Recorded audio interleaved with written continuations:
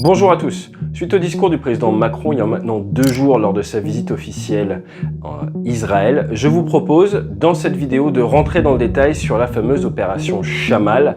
Le président a évoqué l'utilisation des moyens de la force française Chamal pour lutter contre le Hamas. De quoi s'agit-il? Que fait la France dans cette région du monde depuis 2014? Je vous propose de voir tout ça en différentes étapes. La première, la force Chamal. Deuxième point, OIR, Operation Inherent Resolve, qui est le dispositif qui englobe plus d'une trentaine de pays face à l'État islamique.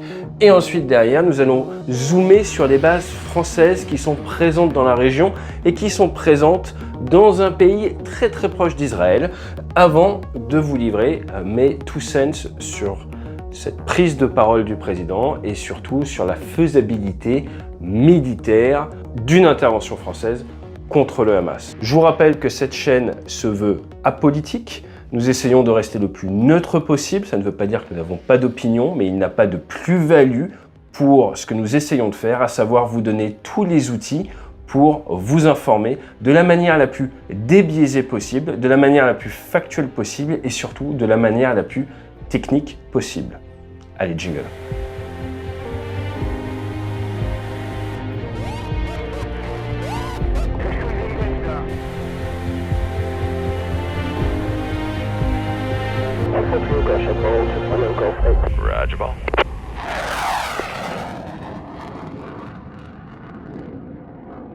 Et juste avant d'attaquer, priorité au direct, le président vient d'annoncer qu'il envoyait un BPC, un bâtiment de projection et de commandement. Donc là, je ne vais pas sortir tout de suite ma casquette d'officier de marine. Si ça vous intéresse que l'on rentre dans vraiment le cœur de la problématique de ce déploiement de BPC au large de la bande de Gaza, n'hésitez pas à me le dire dans les commentaires et on vous fait une vidéo dessus sous 48 heures. Juste pour vous donner les idées claires, le BPC, la fameuse classe Mistral, 199 mètres, à votre avis pourquoi? Il y a une raison financière, au moins de 200 mètres, on va voir si vous trouvez. Très peu défendu comme navire. Ça a 2 Simbad, 2 20 mm, 4 12-7, 2 7-62. Ça veut clairement dire que ce n'est pas le type de navire que vous voulez utiliser pour aller dans une zone normalement où il y a un gros risque RR. Il a donc besoin d'une protection. À l'heure actuelle, on ne sait pas encore quels navires vont l'accompagner. Dans tous les cas, il y a de nombreux navires américains. Il y a également le dôme de fer dans la région. C'est quand même un navire qui fait 21 000 tonnes, donc qui fait environ la moitié du porte-avions Charles de Gaulle, que 200 personnes à bord. C'est un navire très automatisé avec un très grand confort pour l'équipage. Les premiers ont été fabriqués en 2006 et très rapidement, cette classe de navires, les Mistral, a connu des missions du côté du Liban. Lors du conflit entre Israël et le Liban, c'était en 2006. Je vous rappelle qu'il y a eu 14 000 évacués, 10 000 Français, dont 7 714 par la Marine nationale et notamment par le Mistral. Donc en France, nous avons Mistral, Tonnerre, Dixmude. 2 devaient être vendus également aux Russes. Cela n'a pas été fait. Finalement, c'est les Égyptiens, voisins d'Israël, qui nous les ont achetés. Et d'un point de vue hospitalier, vous avez ce qu'on appelle un hôpital de rôle 3, juste en dessous d'un hôpital des armées. C'est l'équivalent d'un hôpital pour une ville de 25 000 habitants, avec 2 blocs opératoires, avec des capacités de neurologie, même s'il faut, de radiologie. Vous allez pouvoir avoir une multitude de personnes à bord, faire des rotations avec des chalands, avec des navires ou avec des hélicoptères. Maintenant, le navire n'est pas encore déployé. Je pense qu'il y a énormément de brainstorming en cours pour réfléchir au meilleur plan tactique, car il va falloir garantir la sécurité du navire, la sécurité de son équipage, mais également la sécurité des blessés. Et ensuite, derrière, une fois que les blessés ont été traités, est-ce qu'on les renvoie à terre? Est-ce qu'on les envoie en Égypte? Est-ce qu'on les envoie en France? Est-ce qu'on les envoie en Chypre? Tout ça doit être en négociation à l'heure actuelle, mais ne vous y trompez pas, c'est le rôle et le devoir du militaire. Le politique donne un état final recherché, accorde des moyens et ensuite derrière, c'est à l'état-major de pédaler et de proposer des solutions. Et à l'heure actuelle, je pense qu'au SSA, au service de santé des armées, qui ont été dans la presse, eh bien c'était début octobre à cause d'un gros souci d'effectifs. Je vous rappelle qu'ils ont perdu 1500 postes en 10 ans. Eh bien je pense que ça pédale dur. et qu'ils vont avoir du pain sur la planche. Maintenant, on rechange de casquette parce qu'à la base, cette vidéo était suite à la déclaration du président pour taper sur le Hamas. Et là, cette projection de puissance française est pour aider les Palestiniens qui, à l'heure actuelle, subissent d'importants dommages collatéraux. Alors, l'opération Chamal, qu'est-ce que l'on voit? On voit que nous avons des troupes absolument partout dans la région. Si on zoome un petit peu, ici vous avez l'Irak et la Syrie qui sont les objectifs depuis quelques années de l'opération Chamal. L'opération Chamal, qu'est-ce qu'elle avait pour objectif? Elle avait pour objectif de détruire l'État islamique, initialement en Irak, ensuite en Syrie, à la demande du gouvernement irakien. Et ce qui est intéressant, c'est les bases. Vous voyez qu'il y a la présence française à Bagdad, à Erbil, dans le nord de l'Irak, au large en ce qu'on appelle Médor, Méditerranée orientale, mais surtout en Jordanie avec une base aérienne que nous allons expliquer, un petit peu au Koweït, dans le Golfe Persique, au Qatar, et très important, ici ils ne l'ont pas mis, mais et oui, il y a une base française aux Émirats Arabes Unis également, base qui habite du Rafale et qui est absolument indispensable pour pouvoir opérer dans cette région. Si vous souhaitez revenir un peu dans les bases, c'est le 19 septembre 2014 que l'opération Chamal, qui tient son nom d'un vent du nord dans la région là-bas, a eu lieu. Elle s'appuie sur la résolution 2170 pour trouver son cadre légitime et elle a été étendue à la Syrie à partir du 27 septembre 2015, plus d'un an après. Il y avait des soucis d'un point de vue légal au début, et c'est finalement sur l'article 51 des Nations Unies que la France s'est appuyée pour pouvoir intervenir en Syrie. D'un point de vue chiffre, entre 2014 et 2017, 1422 frappes effectuées par la coalition française. Ça représente environ 5% du total de ce qui a été réalisé sur zone. Et j'insiste beaucoup là-dessus, 5% seulement. 2209 objectifs traités, 2700 bombes d'après Le Monde, et également des canons César qui ont connu le combat là-bas, qui ont fait 1587 missions d'appui. Il y a eu plusieurs décès chez les militaires français, et notamment en août dernier, vous en avez sûrement entendu parler l'été dernier, 3 militaires français qui sont décédés. Donc oui, nous avons encore une présence dans ces régions du monde. Oui, des militaires français, des citoyens français meurent encore dans cette région du monde. Maintenant, si vous voulez comprendre un petit peu plus les moyens qui ont été utilisés lors de l'opération Chamal, vous avez les moyens air, les moyens terre et les moyens mer. On va commencer par les moyens air. Dans un premier temps, il y a eu du 2000D, mais également du 2000N pour l'attaque au sol, appuyé par des avions radars, les fameux AWACS qui sont basés à Avord, du C-135, car un avion de chasse n'est absolument rien sans un avion ravitailleur à côté, sinon on ne peut pas rester longtemps sur zone. Et la plupart de ces missions visaient soit à attaquer des cibles connues à l'avance, soit à appuyer les forces spéciales au sol. Il faut donc ce qu'on appelle du temps sur zone, du playtime, et ça c'est grâce aux ravitailleurs que ça va être possible. Vous avez également forcément des hélicoptères, du Rafale derrière et des aéronefs de renseignement sur lesquels eh bien, je ne dirai pas beaucoup plus de choses. Au niveau terrestre, nos amis de l'armée de terre n'étaient pas en manque également. La Task Force Narvik qui a formé plus de 4300 membres de l'ICTS. L'ICTS, c'est les Iraqi Counter-Terroristes. Donc c'était la force spécialisée contre le terrorisme avec des militaires irakiens. Vous avez la Task Force Monsaber qui elle a formé la protection de Bagdad, les militaires irakiens en charge de la protection de Bagdad, et la Task Force Wagner qui elle mettait en œuvre les canons César. D'un point de vue maritime, donc en Médor, mais également depuis l'autre côté, donc depuis le Golfe Persique, vous avez eu Charles de Gaulle, des frégates, des SNA, des sous-marins nucléaires d'attaque, du Rafale Marine mis en œuvre par le porte-avions Charles de Gaulle, mais également du Rafale Marine mis en œuvre depuis la Jordanie alors que le porte-avions était indisponible. Vous avez également eu de l'Atlantique 2 qui a des capacités de tir et de renseignement, mais de tir air-sol également avec la GBU-12, du Super Étendard et le E2, le petit avion radar du groupe aérien embarqué. Moi, j'ai eu la chance de faire du Rafale Marine au-dessus de ce théâtre d'opération il y a maintenant quelques années. Vous l'aurez compris, la France représentait environ 5% de l'effort de guerre. Parce que OIR, c'était une opération principalement l'idée par les Américains, commençait le 15 juin 2014, donc 3 mois avant l'engagement français, en Irak, en Syrie. Ils ont même fait un petit détour par la Libye. La Syrie a ouvert son front le 22 septembre. La France a mis 1 an avant de commencer à participer à la Syrie. Vous avez au niveau des États-Unis 20 combattants qui ont été tués par l'ennemi, 87 qui ont été perdus lors d'accidents, 18 civils américains également qui ont été tués, un F-16 perdu, un F-15 abîmé, 2 CH-53 perdus, et d'après la coalition, 1335 civils tués, là où Air Wars annonce 8214 à 13 125 civils tués. D'après les chiffres de la coalition, c'est 80 000 membres de l'État islamique qui ont été tués depuis 2014. Maintenant, ce qu'il faut bien comprendre, c'est que tout ça, c'était sous le commandement de la CJTF-OIR, la Combined Joint Task Force OIR. Et son objectif, c'était de dégrader la capacité, puis de détruire l'État islamique. Vous noterez qu'il y a un panachage entre les pays occidentaux et les pays locaux. Point important, d'après le Department of Defense américain, en août 2017, ils en étaient à 24 566 frappes.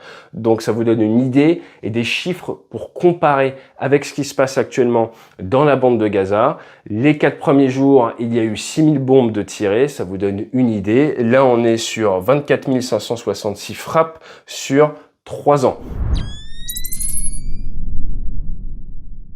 Je vous ai dit qu'on traiterait le cas des bases françaises aux Émirats Arabes Unis. Depuis 2001, il y a une présence française intermittente avec notamment des Mirage 4P avec du C-130, les tankers, pour aller faire des photos au-dessus de l'Afghanistan. Et à partir de 2019, il y a eu des accords et une base française s'est vraiment créée. Et cette base française, on retrouve une base navale avec capacité d'accueillir le porte-avions Charles de Gaulle, une base aérienne avec la BA-104 à Al Dafra et le GTIA Zayed avec le 5e régiment de cuirassés. Donc vous avez un groupe tactique interarmé, vous avez l'armée de terre, la marine et l'armée de l'air, tout ça présent aux Émirats. Émirats qui nous achètent du matériel, qui nous ont acheté des Mirage 2000-9, qui nous ont commandé du Rafale, mais qui à l'heure actuelle, depuis à peu près 1 an, sont en train de se rapprocher de la Chine. Ils leur ont commandé des avions d'entraînement et récemment, pas plus tard qu'en août dernier, ils sont partis en Chine faire un exercice avec les avions de chasse directement en territoire chinois. La BA-104, anciennement la base de Duny-le-Bourget, eh bien, elle opère depuis la base d'Al Dafra, qui est une base où il y a 2 pistes 13-31 de 3661 mètres. Pourquoi si long? Parce qu'il fait très chaud. Plus il fait chaud, plus vous allez mettre du temps à atteindre la bonne vitesse pour vous sustenter. Plus il fait chaud, moins l'air porte, il faut donc aller plus vite. Et avec des avions armés, ça peut poser un souci. Donc le standard OTAN est beaucoup plus court. Vous avez dans le désert des longues pistes pour pouvoir décoller à tout moment de la journée. Les Émiratis sont présents avec du F-16 et des 2000-9, qui sont une excellente version du Mirage 2000. Et ensuite, les Américains ont leur 380e escadron expéditionnaire et ont régulièrement des détachements avec des avions de chasse. Pour ce qui est de la France, maintenant, c'est Rafale et Tanker. Le duo gagnant, notamment du Rafale, avec du pod de reconnaissance, qui est très pratique dans la région, pour permettre à la France d'être autonome, d'être souveraine en termes de conscience de la situation. Tout autour, vous pouvez avoir des avions qui, dans les eaux internationales, font des photos de ce qui se passe dans la plupart des pays autour du Golfe. Le gros point, c'est le voisin d'Israël, la Jordanie. Vous avez la base H5, créée en 1969, une piste 1331, encore une fois, 3000 mètres de long. Elle est un petit peu en altitude, 2218 pieds, donc environ 600 mètres, créée initialement pour la Royal Air Force et pour les sociétés de gestion de pétrole irakiennes. Elle a accueilli dans un premier temps des F-104, faiseurs de vol, ensuite du F-5 et du Hawk. Et pour la France, c'est une BAP, c'est une base aérienne projetée. Au début, il y avait 6 Mirage 2000D d'attaque au sol. À partir de 2017, ce sont les Rafales qui s'y sont installés, notamment les Mirage 2000D qui ont fait le fameux raid après les attentats du Bataclan, le 15 novembre 2015, en réponse politique à cette agression sur notre territoire français. Depuis août 2021, le Mamba, ce système de défense avec des missiles Aster 15 fabriqués par MBDA, est présent pour protéger la base. Et je vous incite, c'est pas l'objectif de notre chaîne, mais à creuser les relations complexes entre la Jordanie et Israël. À l'heure actuelle, Dans le cadre d'OIR, il n'y a aucun souci pour mettre en œuvre des avions depuis la Jordanie. Si la mission venait à changer, je vous rappelle que nous sommes invités dans un pays souverain. L'Élysée a apporté un complément d'information au discours du président de la République en spécifiant que Chammal, c'était également de la formation, de la collecte du renseignement et de la lutte contre le financement du terrorisme. Donc concrètement, suite à cette annonce, cette volonté du président de créer une coalition, qu'est-ce qui pourrait en sortir? Et d'un point de vue franco-français, à quoi est-ce que les armées françaises pourraient participer? Dans un premier temps, forcément, les forces spéciales. Pourrions envoyer des forces spéciales sur place, aider à la récupération d'otages ou à différentes missions du guidage.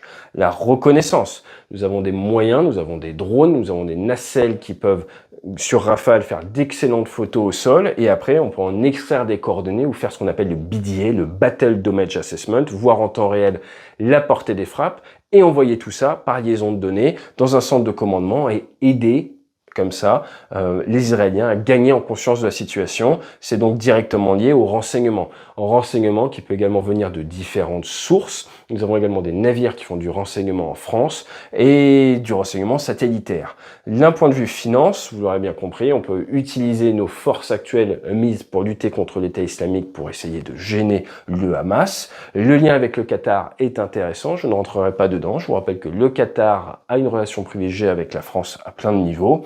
Le bombardement, nous pouvons envoyer des Mirages, des Rafales, faire des missions de frappe, si besoin, sur des cibles connues à l'avance, ou pour faire de l'appui aux forces spéciales au sol. Je vous dis pas que c'est ce qu'il faut faire, je vous dis juste que c'est des possibilités militaires. Le décideur politique se retrouve avec ce panel de possibilités, c'est à lui de décider comment il emploie l'armement en adéquation avec les règles de l'État. Ensuite, nous pouvons également faire un déploiement de force pour essayer d'aider à stabiliser la région, mais là, toujours pareil, se demander quel impact ça aurait sur notre région à nous. Et ensuite, derrière, la capacité à faire de la formation. Oui, l'armée israélienne est nombreuse, ils ont environ 150 000 hommes réguliers. Néanmoins, les réservistes ne seraient sûrement pas contre des cours de combat rapprochés, de combat en localité avec des forces spéciales françaises. Et les Israéliens, étant engagés d'un point de vue opérationnel, ont du mal à se dégager de la ressource humaine pour former derrière. Donc ça peut être intéressant d'aider dans cette notion de formation, permettant ainsi de libérer des ressources pour les Israéliens, derrière d'avoir des renforts qui arrivent avec un meilleur niveau, un meilleur standard. Maintenant, si on regarde un petit peu les forces en présence, on a dit l'armée israélienne très présente, 150 000 hommes réguliers, la réserve qui a forcément un niveau opérationnel plus faible. Les États-Unis ne font qu'augmenter leur présence dans la zone, ont eu des interceptions à faire contre des missiles de croisière et des drones dans les derniers jours, ont décidé de déployer dans la région énormément de systèmes sol-air, notamment pour leurs bases en Syrie, en Irak, qui ont été la cible d'attaques coordonnées ces derniers jours. Pour quel état final recherché? Est-ce que la France pourrait rentrer dans une coalition et lutter contre le Hamas? À l'heure actuelle, les Israéliens sont très clairs sur le fait que leur état final recherché est la destruction complète du Hamas. Ce n'est pas un état final recherché qu'un militaire peut accomplir. Donc il faut spécifier la mission aux militaires fonction des moyens que vous leur donnez. Donc forcément, cette étape-là devra être réfléchie s'il y a une volonté de créer une coalition. Ensuite, derrière, nous retrouvons toujours avec la question des otages qui sont présents, qui vont forcément jouer sur la manière de répondre des différents protagonistes. Et je vous rappelle qu'il y a des otages français. En définitive, ce qu'il faut voir en fait, c'est vous avez une balance à trouver entre les contraintes de rajouter des forces, par exemple françaises dans la zone, contraintes parce que ça nécessite une coordination, une coopération pour un impact qui reste à discuter. Si vous envoyez 3 rafales, 4 rafales, 5 rafales dans la zone et 2 groupes de forces spéciales, vous allez venir mettre des contraintes sur les Israéliens, des contraintes de gestion du renseignement, des contraintes administratives, des contraintes de coordination pour, in fine, un impact sur le terrain qui n'est pas forcément bénéfique. Donc, à partir du moment où vous voulez créer une coalition ou venir aider un pays qui n'a pas forcément besoin dans un souci qui lui est propre, vous vous retrouvez à devoir jongler entre les contraintes et l'impact. Et dans un cas comme ça, si c'est pour envoyer petit nombre de troupes, on risque d'avoir une balance où il y a énormément de contraintes pour les Israéliens et les Américains et un impact qui va être assez faible. Donc, pourquoi? Parce qu'à l'heure actuelle, la France, on en est où de notre armée? Vous avez une partie qui est prise par l'OTAN pour la protection des frontières de l'OTAN, avec l'envoi encore il y a 15 jours de Rafale en Roumanie, qui achète du coup du F-35. Vous avez les soucis de l'Afrique avec le désengagement français en Afrique. Je vous rappelle qu'on s'est fait raccompagner vers la sortie. Et l'exemple américain, la déroute presque américaine en Afghanistan avec l'attentat suicide à l'aéroport de Kaboul. Exemple qu'il ne faut surtout pas suivre. Ensuite, en France, suite aux attentats terroristes, nous avons un déploiement massif de l'armée de terre dans nos rues, donc ça prend du personnel. Notre groupe aéronaval, eh bien Charles de Gaulle, était en cale sèche, il vient de sortir de cale sèche, ça ne veut pas dire qu'il est prêt à appareiller demain matin. Donc, en français dans le texte, on a un petit format d'armée, il est un petit peu partout. Donc oui, nous avons à l'heure actuelle quelques aéronefs qui sont présents dans la zone pour Chamal, mais si on veut prêter ces aéronefs ou nos moyens, on se retrouve dans le cas que je viens de vous expliquer. C'est beaucoup de contraintes pour tout le monde, pour un impact militaire qui est très faible, sans même parler de toute la dimension politique. Maintenant, à ne pas oublier, les risques, c'est, comme on peut le voir depuis maintenant quelques jours, des attaques ciblées sur les bases américaines de la région, une multitude d'attaques coordonnées à la roquette sur ces bases. Si on devait rentrer protagoniste, il ne faudrait pas y aller comme nous y sommes y allés face à l'État islamique. Il faudrait bien comprendre que la défense aérienne est primordiale, qu'il nous faut une augmentation des moyens. Et là, spoiler alerte, en France, nous avons très peu de systèmes de défense solaire. Les Américains sont en train de tout envoyer dans la zone. Il faudra donc bien travailler avec eux pour pouvoir profiter, encore une fois, j'ai envie de dire, de leur protection. Donc c'est vous qui avez choisi le sujet du jour dans l'onglet communauté. La prochaine vidéo sera sûrement sur l'hôpital de Gaza. Nous allons débriefer un petit peu ce qui s'est passé. Ensuite sur les forces américaines en présence. Au moment où je tourne cette vidéo, nous sommes mercredi 25, il est 16 h. Et le second porte-avions américain est au milieu de l'Atlantique. Ensuite nous allons parler de l'attrition au sol des aéronefs ukrainiens, mais surtout en ce moment des aéronefs russes. Attrition que nous avions mis en avant dans Au-delà de l'Ukraine, car c'est le talon d'Achille des aéronefs modernes. Et un peu plus tard, au mois de novembre, nous allons faire une grosse vidéo sur la défense américaine dans le Pacifique avec la première chaîne des îles. Si vous voulez un petit truc fun, on vous a mis mon retour dans le cockpit, dans un avion de chasse qui d'ailleurs a connu le combat du côté d'Israël, le Fouga. Et si vous voulez creuser un petit peu les méthodes de l'aviation, je vous rappelle, Au-delà du cockpit pour Noël, pourquoi pas. Dans tous les cas, je voulais finir avec une citation qui nous fait prendre un petit peu de recul. Alors que tous les regards étaient focalisés sur l'Ukraine, maintenant sur Israël et la bande de Gaza, reprenons un petit peu plus de recul. Cette année, l'Inde est devenue le plus grand pays en termes démographiques au monde. Et qu'est-ce qu'ils disent, les Indiens? Le ministre des Affaires étrangères, le 16 août 2022, a dit « Penser que les autres s'en remettraient à notre sensibilité est une attente irréaliste. Nous devons nous battre pour nos propres intérêts. » Et encore une fois, en tant que militaire, en tant que politique, il faut non pas être en permanence bloqué dans le court terme, mais réussir à réfléchir au moyen et long terme afin d'être dans l'anticipation plutôt que dans la réaction. Fly safe.